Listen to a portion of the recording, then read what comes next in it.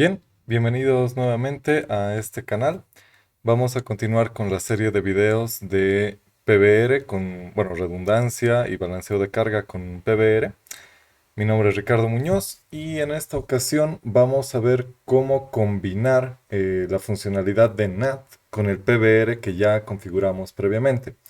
Eh, ya había dicho en alguna ocasión que este es tal vez el motivo principal por el que me decidí a hacer esta serie de videos, ya que si bien hay muchos videos donde explican cómo configurar PBR, cómo configurar IP, SLAs, etcétera, todos ellos asumen que las direcciones IP a utilizar por parte de las PCs van a ser privadas y que con esas IPs privadas van a poder enrutar el tráfico en Internet, lo cual es algo irreal. Entonces, vamos a ver en esta ocasión cómo añadir la funcionalidad de NAT, qué problemas tenemos con una configuración clásica y cómo hacer los ajustes necesarios para que esto funcione al mismo tiempo que PBR, ¿no? Que funcione todo de forma coordinada. Entonces, comenzamos viendo como muestra solamente una configuración tradicional, por así decirlo, de NAT. Y sobre esto vamos a ver qué problemas podríamos tener. Entonces, entramos a router 1 y comenzamos definiendo algunas ACLs para los grupos o las VLANs que queremos enrutar a través de Internet. Si recapitulamos un poco, en videos anteriores habíamos definido como políticas que la VLAN 1020 y el grupo de servidores salen como primera opción por el ISP-A, ya lo habíamos comprobado con traceroutes, etc. Del mismo modo que VLAN 30 y 40 salen siempre por ISP-B. Sobre esto hemos agregado los IP SLAs para que si hay una falla en ISP-A, entonces todo el tráfico se desvíe automáticamente por ISP-B y viceversa, ¿no? Cuando hay una falla por ISP-B, que ese tráfico se desvíe por ISP-A. Ahora, es ahí donde vamos a tener problemas con la configuración de NAT, ya que si configuramos un NAT de la manera tradicional, donde vinculamos, por ejemplo, la VLAN 10 con una IP pública del ISP-A, el momento en que deba conmutarse el tráfico por una falla en este proveedor, entonces se va a conmutar por el ISP-B, pero se va a seguir traduciendo a la dirección pública de A, por lo cual los servidores o hosts de Internet van a responder por este camino, por acá arriba, y obviamente el paquete se va a perder. Entonces, comenzaremos viendo eso. Tenemos una ACL estándar llamada ISP-A NAT, que obviamente en este caso incluye los grupos o los hosts que van a ser traducidos por las IPs públicas de ISP-A y otra lista para los hosts o VLANs que van a ser traducidos por ISP-B. En este caso ya no estoy agregando al servidor, perdón, estamos viendo esto, ¿no? Entonces tengo una lista para las IPs que se van a traducir o las subredes que van a traducirse por ISP-A y otra lista para las IPs que se van a traducir por ISP-B. Decíamos que ya no estamos incluyendo al servidor, en este caso, a este de acá, porque este es un servidor público, ¿no? El cual va a tener una IP pública estática por uno, o en este caso por ambos ISPs, ¿no? Con alguna configuración especial también de redundancia, pero vamos a ver de qué manera eso se puede adecuar a estas necesidades. Entonces, continuamos con esta configuración tradicional o clásica. Después de definir las access lists, entonces falta la asociación, en este caso de manera sencilla, a una interfaz, ¿no? IPNAT, Inside Source, la lista de subredes que van por ISPA, se traducen a la dirección pública de la interfaz FAST01, que es la que se dirige a ISPA. No hay que olvidarse del overload, de modo que todos estos hosts puedan compartir una misma IP pública. Y lo mismo para el ISPB. Podríamos usar también algún pool de IPs públicas de ISPA y un pool de ISPB para hacerlo más flexible o más escalable, ¿no? Del mismo modo, podríamos configurar distintas direcciones públicas para el servidor, en este caso de forma estática. IPNAT, Inside Source, Static, el servidor 10.0.111, que se está traduciendo a una IP pública del pool provisto por ISPA. 209.165.211.1. Y lo mismo, el mismo servidor, traduciéndose a una IP pública de ISPB, en este caso 221.1. Esta palabra es clave en estos casos, extendable, ya que si no la usamos puede darme algún error de que esta dirección IP privada ya tiene una dirección pública asociada, entonces este segundo comando no sería permitido. En este caso, esto es lo que lo hace posible. Ahora, hay que ser claros con esto. Esto no significa que este servidor va a usar esta IP cuando salga por ISPA o que use esta IP cuando salga por ISPB. De hecho, generalmente lo que hace el router es, según el running config, agarrar la primera dirección pública que coincida y usar esa en los paquetes enviados por este servidor. Entonces, en cualquier caso, con esta configuración, acá, ya sea que este servidor envíe su tráfico por el ISPA, que es lo acostumbrado, que es como están las políticas, o incluso si la envía por el ISPB, en ambos casos es posible que esté usando esta misma dirección IP pública. ¿Ok? Lo cual ya sabemos puede ser que se enrute. Si es que hay una falla en el ISPA, puede ser que este paquete se enrute correctamente por el ISPB. Sin embargo, los hosts en Internet van a responder y la nube de Internet va a enrutar por ISPA. Y eso va a ocasionar que el paquete de respuesta se pierda, ya que este ISP estaría con fallas. ¿Ok? Entonces vamos a hacer este intento.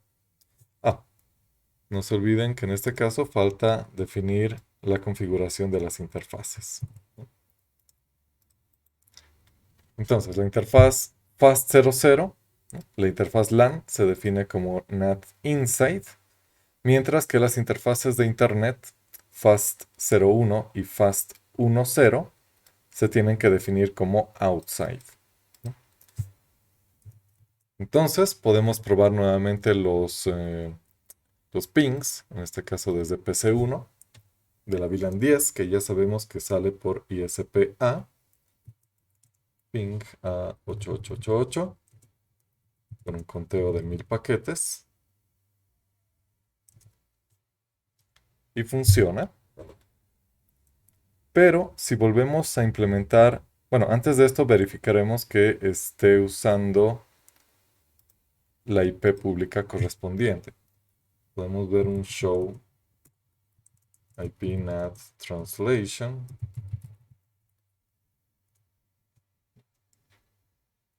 Y vemos que el host 10.0.1.11 en todo momento está usando la IP 210.2,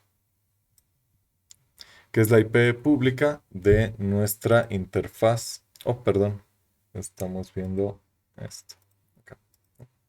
Entonces estamos enviando los pings desde la PC1 al 8888. Y en nuestro router vemos que todos estos paquetes provenientes del host .1.11 se están traduciendo siempre a la IP .210.2, que si vemos en nuestra topología, 210 es el enlace que tenemos con el ISPA. Entonces sí se está traduciendo la IP de esta interfaz.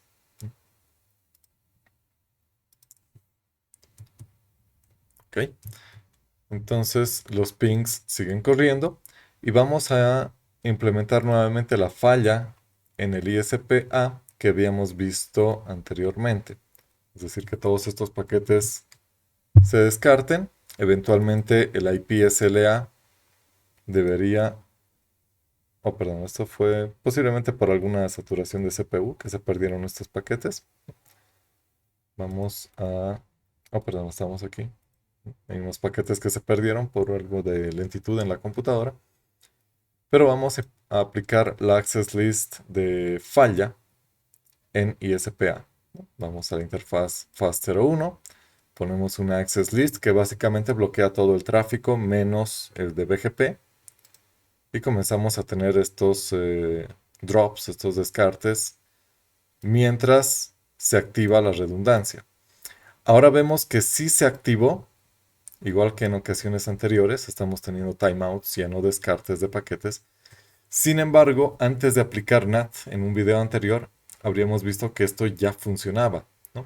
Todo el tráfico con direcciones IP privadas se enrutaba por acá, cambiaba la ruta de ISPA a ISPB, llegaba correctamente al servidor, solo que el servidor en este ejemplo específico respondía por acá, ¿no? Entonces sí se perdían los paquetes. Pero en este caso, como estamos usando IPs públicas, este resulta ser el problema principal. ¿Qué es lo que está ocurriendo? Nuestra configuración de NAT, si la revisamos, podemos intentar un clear. Bueno, aquí ya vemos que el tracking object 1 acaba de cambiar a down, lo cual ha activado la redundancia. Todo ese tráfico de la VLAN 10 se debería estar redirigiendo por el ISP-B. Show track. Ahí está en down. Mientras que el track 2 sigue en estado up. Ahora, esto nos confirma que el tráfico sí se está enrutando por el ISP-B. Sin embargo, ¿cómo está nuestra tabla de NAT?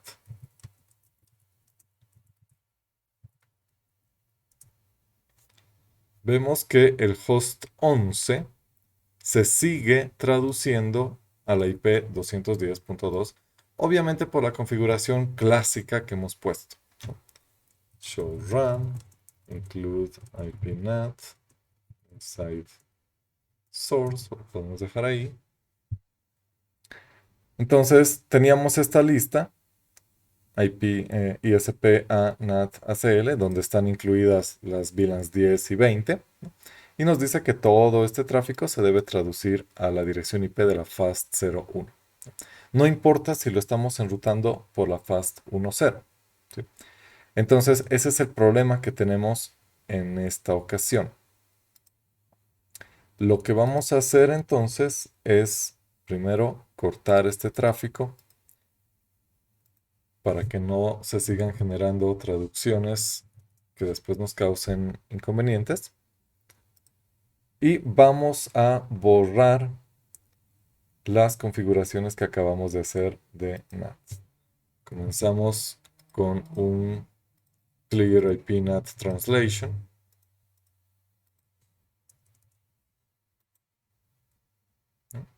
Entonces revisamos de nuevo. Y solo tenemos las entradas estáticas, ¿no? Las entradas dinámicas se acaban de borrar. Pero esto de la caché. Lo que tenemos que hacer ahora es borrar las configuraciones que hemos hecho para volver a escribirlas, pero ya de una manera correcta, o mejor dicho, de una forma correcta. Entonces estamos quitando la relación que hay entre la lista del ISPA con la FAST01, lo mismo para ISPB. Y estamos quitando también o las líneas de configuración de NAT estático para el servidor. Finalmente terminamos borrando estas access lists, ¿no? Y estamos nuevamente como cuando iniciamos. Entonces, ¿qué es lo que sigue ahora? Vamos a ver acá. Esto puede parecer un poco raro, pero fíjense qué es lo que va a hacer esto. Estamos definiendo un roadmap llamado ISPA NAT Roadmap. Estoy comenzando en la línea 110 en caso de que también quiera agregar algunas entradas más adelante. Y lo único que estoy buscando es un match con la interfaz FAST01. Es decir, este roadmap lo voy a aplicar de forma saliente, se podría decir. Bueno, lo voy a aplicar en NAT, en realidad. En lugar de buscar hacer una coincidencia o un vínculo con una access list en base a las direcciones IP origen, voy a buscar un vínculo en base a la interfaz de salida del tráfico. Aquí no estoy especificando ningún access list, ninguna dirección IP ni nada. Entonces, lo que voy a intentar es de que todo lo que yo enrute por la FAST01 se traduzca a esta interfaz, ¿no? A la IP de esta interfaz, FAST01. Y del mismo modo, vamos a intentar que todo lo que enrutemos, todo lo que salga por la FAST10, eventualmente se traduzca a la IP de la FAST10. Entonces tenemos otro roadmap para NAT, en este caso, para las IPs del ISP-B. Así que lo que sigue es que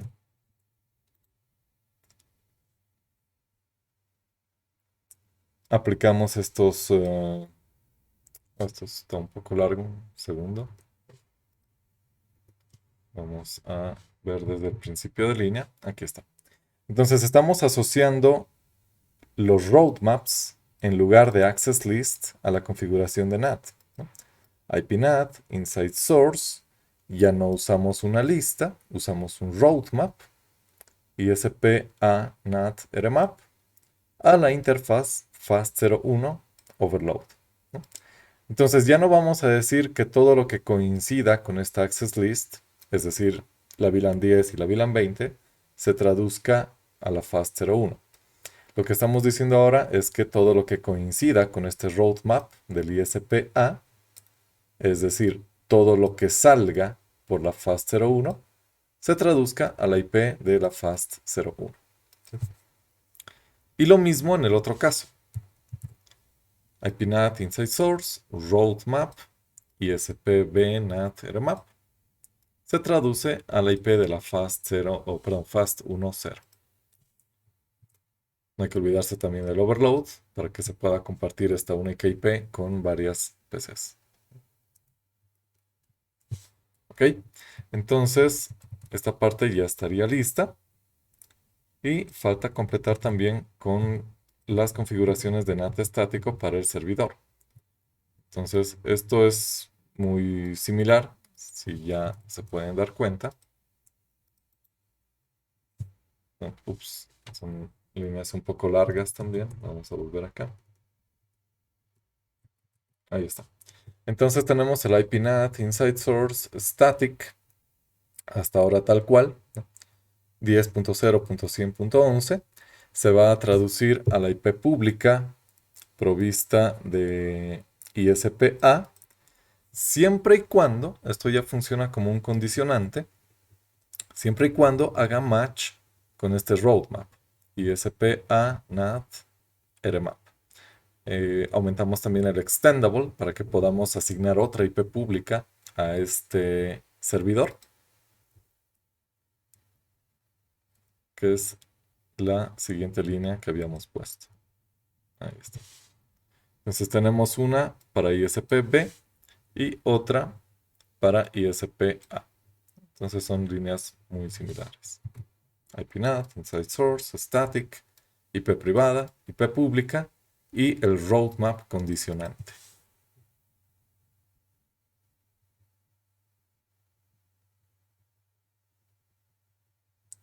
¿Ok? Entonces hasta ahí vamos bien. Lo que sí hay que recalcar es que todavía esta configuración de NAT estático está funcionando correctamente para este servidor siempre y cuando el servidor actúe como cliente. Es decir, siempre que el servidor genere un paquete y deba ser enrutado por el router hacia Internet, entonces se ajustará a las políticas que tengamos. Pero es muy distinto cuando el paquete va a ser recibido desde Internet. Recordemos que este es un servidor público, ¿no?, que debe ser accesible por los hosts u otros dispositivos de Internet.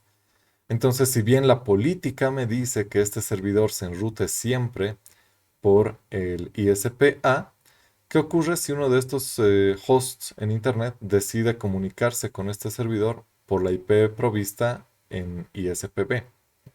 Entonces ahí también podemos tener otros problemas. De hecho, eso es lo que vamos a ver más adelante, posiblemente en este o en otro video. ¿Ok?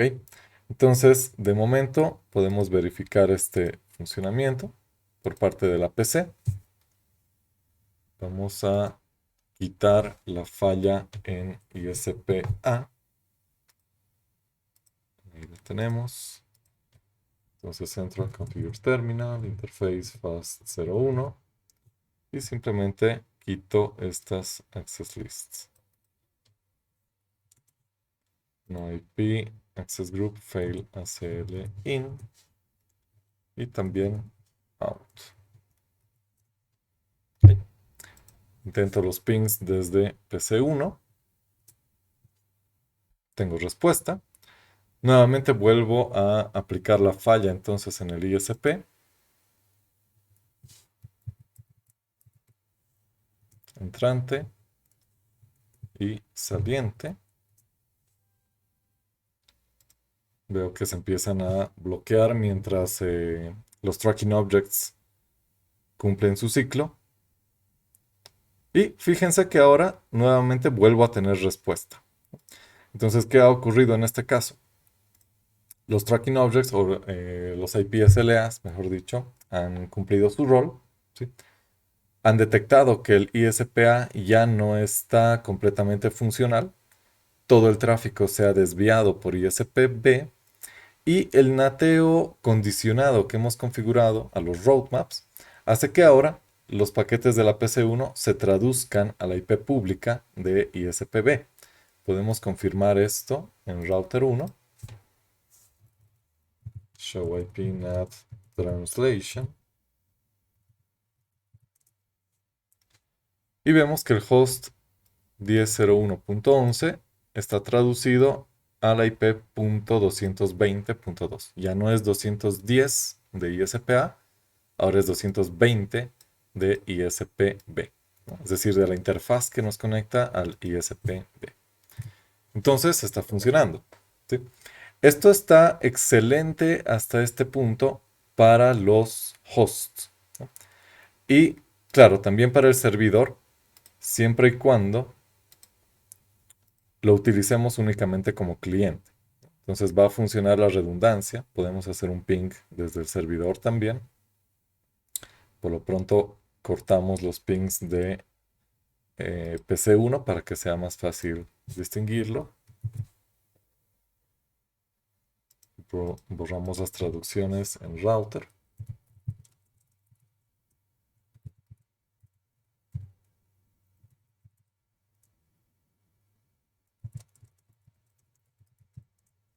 Ahí está.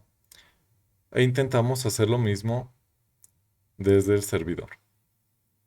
Server 1, ping a 8888.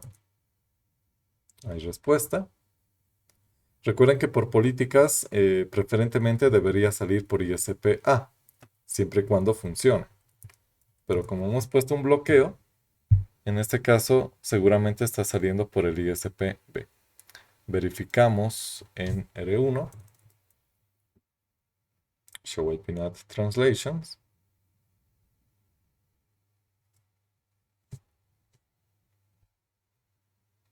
Y sí, si lo usamos como un host común y corriente, se cumplen las mismas políticas y también su traducción de NAT cambia a la de ISP-B, ¿no? Ahora, claro, en este caso, ¿qué ocurre cuando los clientes son los que quieren usar una u otra IP? Es decir, los clientes de Internet. Si vamos a usar como host cliente al servidor X, 8888 para conectarse a la IP pública del servidor 1. Claramente en este caso sí vamos a tener un inconveniente, ¿no? Si es que usamos la IP pública provista por ISPA, que tendría que ser, según esta configuración, vamos a ver, 10.0.111 tiene dos IPs públicas, ¿no? 209, 165, 211.1 y 221.1. Entonces, aquí no hay mucho que podamos hacer. Si entramos al servidor X e intentamos comunicarnos con la IP de ISPA para este servidor,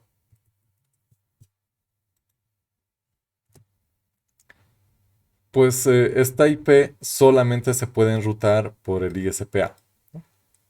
Entonces, oh, perdón, estamos aquí. Entonces, desde el servidor X, el 8888, hacemos ping a esta IP.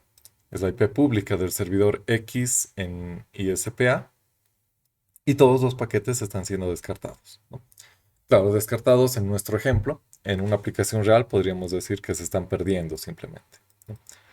¿Esto por qué? Porque ya sabemos que esta IP pública es propiedad del ISPA, así que en cuanto enviamos estos paquetes a Internet, saben por BGP que para llegar a esta red pública deben llegar eventualmente a este ISP.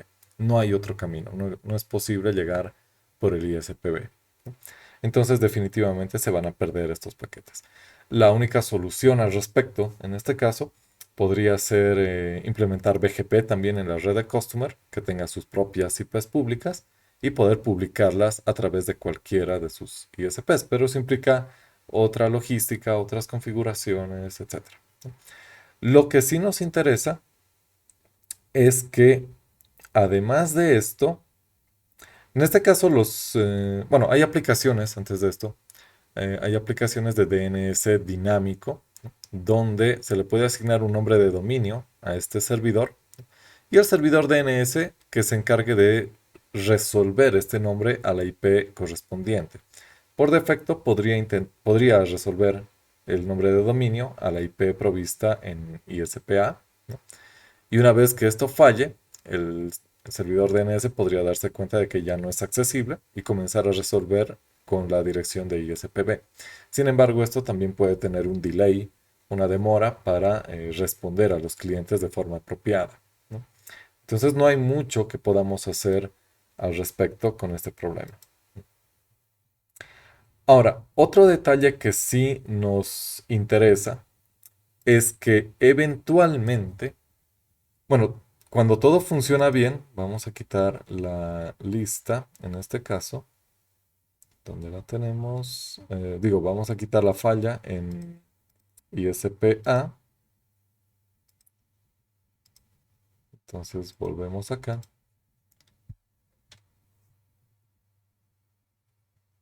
Ahí está. Lo quitamos de forma entrante y de forma saliente.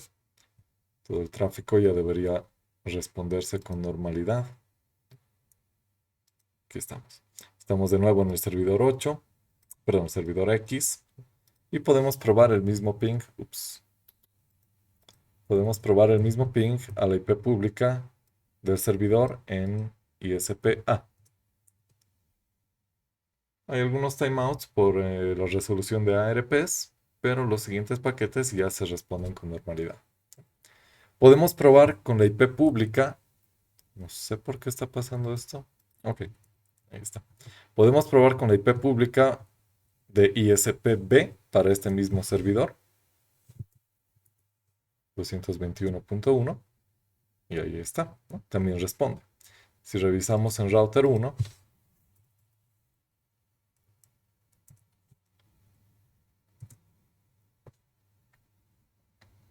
aquí está, vemos que el servidor 10.0.111 en algún momento se tradujo a las IPs 211 y en otro momento a las IPs 221.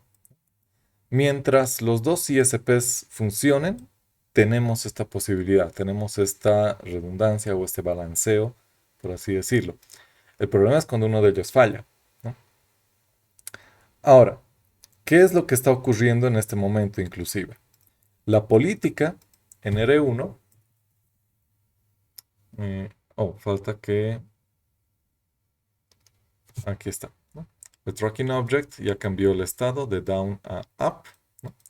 Así que la política vigente, show roadmap, internet remap, la política que se aplica al conjunto de servidores, al grupo de servidores, dice que todo este tráfico se enrute por ISPA 210.1 como primera opción.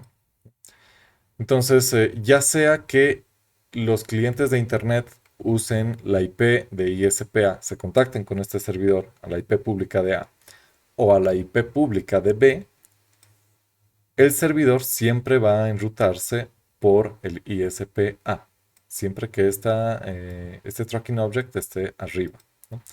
Es decir, nuevamente si vemos la topología, estos hosts de Internet pueden intentar contactarse a la IP 211 de este servidor y el servidor va a responder por ISPA.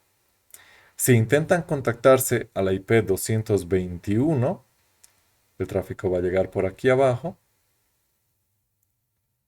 se va a entregar al servidor y el servidor va a responder y se va a enrutar también por el ISPA, porque eso dice la política.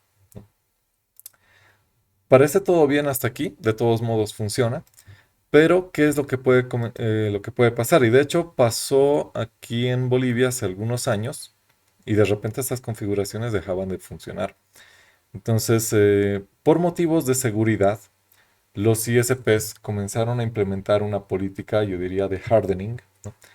Contra una posible falsificación de direcciones IP, ¿no? Obviamente, si yo envío un paquete IP con una dirección origen del ISP-B y lo enruto por el ISP-A, ¿no? Normalmente al ISP-A o a todos los ISPs lo que les interesaba era solo la dirección destino. Si podían llegar, muy bien, enrutaban y si no, descartaban el paquete. Pero es posible y es un riesgo de seguridad que algunos usuarios o clientes falsifiquen la dirección de origen para que si bien el paquete se enrute correctamente, la respuesta llegue a otro lado, ¿no? Causando alguna afectación.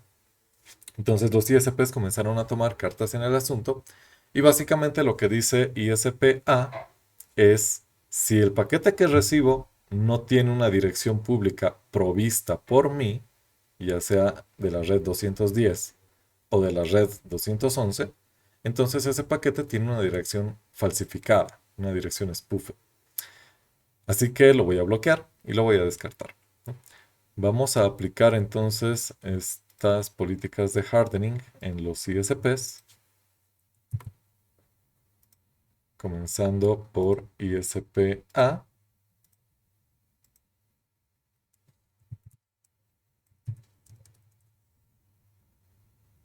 Oh, perdón.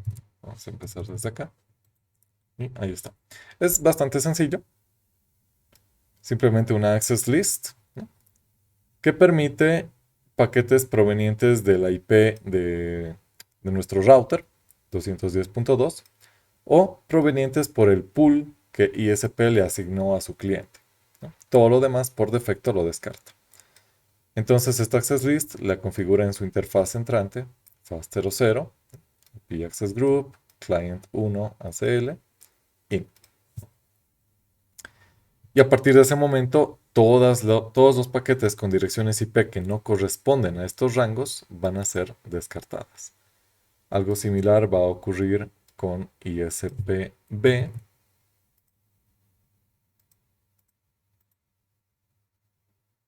También una access list para el cliente 1, donde permite solamente paquetes provenientes del 220.2, la interfaz de R1 que se conecta con este servidor, a este proveedor, y el pool 221.0, que es el pool que este proveedor le asignó a su cliente.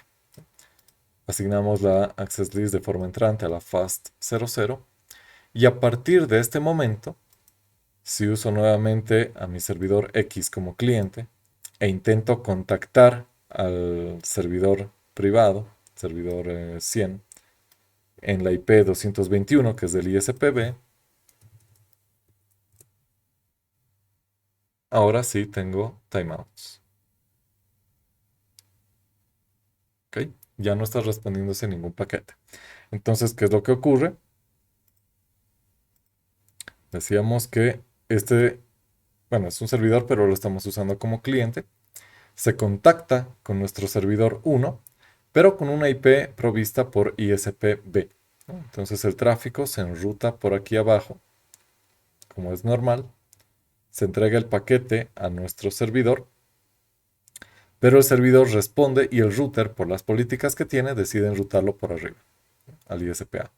Entonces el ISPA ve que es un paquete entrante con una IP que no le corresponde, no debería verse esa IP en este enlace, así que lo descarta. Todo está bien, los dos ISPs funcionan, las políticas funcionan, pero el paquete por seguridad ha sido descartado. ¿Ok? No vamos a hacer más largo este video, vamos a dejar la solución para el siguiente. Así que ahí vamos a ver cómo poder ajustar un poco más estas configuraciones. ¿Sí? Gracias a todos y nos vemos en el siguiente video.